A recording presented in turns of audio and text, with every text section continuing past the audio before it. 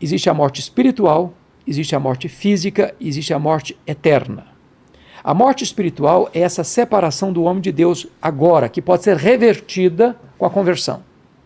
A morte física é a separação da alma do corpo. Tá. Deus que fez... acontece quando a gente morre aqui. Morre aqui. Então, você não é um corpo que tem uma alma, você é uma alma que tem um corpo. Certo. Seu corpo não sobrevive sem a sua alma, mas a sua alma sobrevive sem o seu corpo. E a alma, quando você morre, ela é ligada ao corpo espiritual, ou não? Então, o que acontece? Vamos falar de uma pessoa salva, Tá. em Cristo Jesus. Quando a pessoa morre, está lá em 2 Coríntios 5,8, morrer é deixar o corpo e habitar com o Senhor. Filipenses 1,23, morrer é partir para estar com Cristo, o que é incomparavelmente melhor. Então, quando um cristão morre, a alma dele é aperfeiçoada e já entra no céu, consciente. O corpo foi feito pó, é pó, volta ao pó. O espírito volta a Deus que o deu. Certo. Então, isso é a morte física. O que é a morte eterna? Ou a segunda morte? É quando esse indivíduo que tinha morte espiritual e durante o período da vida dele, do berço à sepultura, ele não se arrependeu, ele não creu, ele então morre sem chance de arrependimento, que não tem como reverter esse quadro depois da morte. Não tem salvação depois da morte. Não tem missa de 7º dia, não tem reencarnação, não tem qualquer coisa que se possa fazer para alguém que já morreu para reverter a sentença. Está lá em Hebreus 9:27. Ao homem está ordenado morrer uma só vez, vindo depois disso o juízo. Então aí a pessoa é banida para sempre da presença de Deus. Isso é morte eterna, é condenação eterna. E quem morreu antes de Jesus? Boa pergunta. Se sacrificar por todos nós? Essa é uma excelente pergunta. Porque teve uma galera que morreu antes, né? Grande, hein? Muito. Os profetas, né? E tudo mais. Excelente pergunta, Vilela. Veja bem, a Bíblia apresenta Jesus como um único Salvador. Não há salvação em nenhum outro nome, está lá em Atos 4:12. Em nenhum outro nome dado entre os homens pelo qual importa que sejamos salvos. Como é que foram salvos as pessoas que viveram antes de Cristo? Olha, a figura de Cristo é a figura central de todo o Antigo Testamento. Então, eles creram no Cristo que havia de vir, no Cristo da promessa. O Cordeiro. Então, Jesus é a semente da mulher que esmagou a cabeça da serpente. Jesus é o descendente de Abraão, em quem são abençoadas todas as famílias da terra. Jesus é representado pela coluna de nuvem, pela coluna de fogo, representado pelo maná que caía do céu, pela água que brotava da rocha, representado pelo Cordeiro da Páscoa, representado pelo tabernáculo, representado pelo templo, pelas festas, pelos sacrifícios, pelo sábado. Tudo era sombra dele, ele é a realidade. Então, os que viveram antes de Cristo creram no Messias que havia de vir, no Cristo da profecia. Hoje, nós cremos no Cristo da história, no Cristo que já veio, que se encarnou há 2000 anos, na pessoa de Jesus de Nazaré. E as pessoas que não têm acesso a esse conhecimento? É uma boa pergunta. Aliás, isso é bom de pergunta, viu? Obrigado. Fazendo isso daqui já faz um tempo. Tá vendo, Paquito? Tá vendo? Bom de pergunta, menino, viu? Concorda também, Paquito? Eu não concordo muito bem, não, mas vou deixar assim. Tá certo. Então, veja bem. Repete a sua pergunta. Se as pessoas que não têm acesso... Não têm acesso. Vamos falar, povos indígenas no meio do mato, um outro povo, ou os antigos mesmo, que não tiveram contato nenhum. Veja bem, então vamos pegar duas coisas soleníssimas, está em Romanos. Ou mesmo outro caso que deve ser diferente, uma criança que morre antes de ter a chance de... Essa pergunta é boa, guarda, porque ela depois, tem outro né? contexto. Tá. Por favor, excelente pergunta. O que a Bíblia diz? Não é especulação humana, não é opinião minha. Tem na Bíblia. Isso é resposta, isso é profecia, é palavra de Deus. Então está em Romanos o seguinte, que aquele que mediante a lei pecar, mediante a lei será julgado. Quem sem lei pecar, sem lei perecerá. Preste atenção nisso. A lei é o quê? A lei é a verdade de Deus, é a palavra de Deus. Então, quando você conhece a palavra de Deus, você vai ser julgado mediante a palavra de Deus. Agora, a ignorância não é uma porta secundária de salvação. Se fosse, talvez a melhor estratégia missionária do mundo era manter todo mundo na ignorância. Exato. Aí a Bíblia diz o seguinte, que Deus encarregou a nós de irmos ao mundo todo, a todas as etnias, até os confins da terra, pregando a toda criatura. Quem crer e for batizado será salvo, quem não crer será condenado.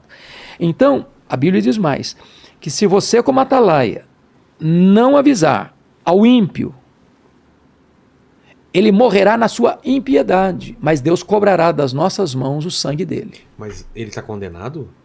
A ignorância não é um caminho para o céu. Mas e aí? Aí é injusto. Veja bem, a responsabilidade é da igreja. É por isso, Vilela, que a igreja tem uma responsabilidade vital de fazer missões.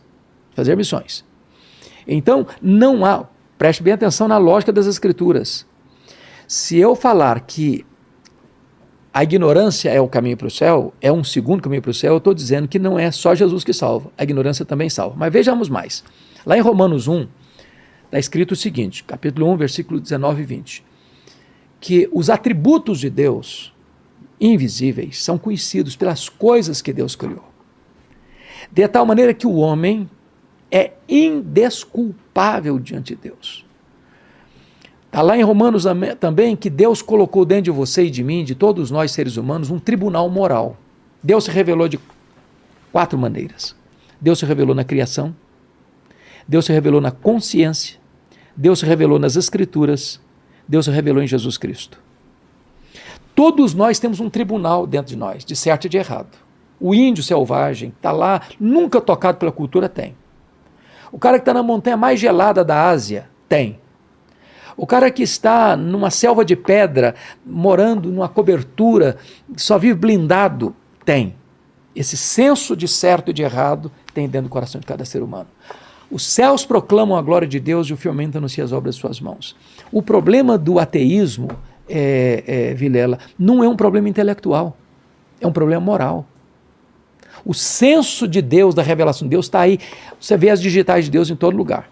Então, nenhum ser humano é indesculpável diante de Deus. Nenhum ser humano. E, não obstante, porém, é que a revelação é suficiente para responsabilizá-lo. Mas é preciso do Evangelho, a revelação especial, para levá-lo à salvação. Mas ele sempre vai ter revelação de Jesus, ou ele pode ter uma revelação do Criador? Ele pode morar no meio do mato e achar aquilo é uma coisa de um Criador, teve uma mão, teve isso. E ele pode se converter para isso. Mas ele não faz ideia de Jesus. Não, veja bem, essa revelação natural, diz Romanos 1, versículo 20, que ela é suficiente para tornar esse homem... Ah, é? Posso ler? Pode, claro. Então vamos dar uma olhadinha aqui. Romanos 1, versículo 20. Olha o que está escrito. Está escrito o seguinte, olha que coisa interessantíssima. Aqui, ó. Versículo... Vou começar com 18, porque pega o contexto. A ira de Deus se revela do céu contra toda impiedade e perversão dos homens que detêm a verdade pela injustiça. O que ele está dizendo é que existe impiedade e perversão. Impiedade é pecado em relação a Deus e perversão é pecado em relação aos homens. Tá. Um é problema religioso, outro é problema moral. Que detém a verdade pela injustiça. Qual a ideia aqui de deter no grego? A ideia de que o homem, conhecendo a verdade, essa verdade ele não quer para ele, porque ele não quer mudar a vida dele, não quer mudar a conduta dele, ele quer continuar o caminho dele. Então ele pega essa verdade e sufoca essa verdade, como que matando por sufocamento, por afogamento. Pela injustiça. Porquanto o que de Deus se pode conhecer é manifesto entre eles, porque Deus lhes manifestou. Porque os atributos invisíveis de Deus, assim o seu eterno poder, como também a sua própria divindade, claramente se reconhecem desde o princípio do mundo, sendo percebidos por meio das coisas que foram criadas. Tais homens são, por isso, indesculpáveis. Quem está dizendo isso é Deus, não sou eu. É a palavra de Deus. Então, de certa forma, não há nenhum ser humano que possa... Eu não sabia que Deus existia. As digitais de Deus estão por todo lado. Quando o homem rejeita Deus, não é um problema intelectual, é um problema moral. Ele sufoca a verdade, porque ele não quer ser transformado por essa verdade. Quando o homem ele pensa em algo superior, pensa no Criador, e ele se abre para a possibilidade disso. Aí quem age é o Espírito Santo, é Deus, é a mente. O que faz esse... Eu não tenho acesso à Bíblia. Chave da virada. Eu não tenho acesso à Bíblia, eu não tenho acesso à televisão, a nada. Certo. O que faz essa pessoa, de repente, acreditar, mesmo que ele não tenha estudo ou não tenha acesso a isso? Veja bem, está aqui em Romanos 2,15 assim. Estes mostram a norma da lei gravada no seu coração, testemunhando-lhes também a consciência, e os seus pensamentos mutuamente acusando-se ou defendendo-se. No dia em que Deus, por meio de Cristo Jesus, julgar o segredo dos homens de conformidade com o meu evangelho. Então, todo ser humano, ele tem em si, porque ele foi criado à imagem e semelhança de Deus. Eu tenho um sentimento aqui. Você tem um tribunal moral dentro de você. Que eu não chamo de Deus, por enquanto. Não, você não chama de Deus por enquanto. Eu sei que tem alguma coisa a mais. Porque você não é como um animal que não age por instinto. Por instinto, por reflexo. Exato. Você é um ser moral. Eu sei que tem alguma coisa a mais. A mais. E eu não entendo. O que vai me fazendo ter esse entendimento? É o Espírito Santo? Então, o Espírito de Deus, a partir desse conhecimento da revelação natural, quando você escuta o Evangelho, a boa nova da salvação, o Espírito Santo vai lá dentro de você, muda as disposições íntimas da sua alma e regenera você. Tanto uma pessoa que nunca foi tocada antes pelo Evangelho, como uma pessoa que foi criada no Evangelho, que conhece o Evangelho, mas que nunca tomou uma decisão.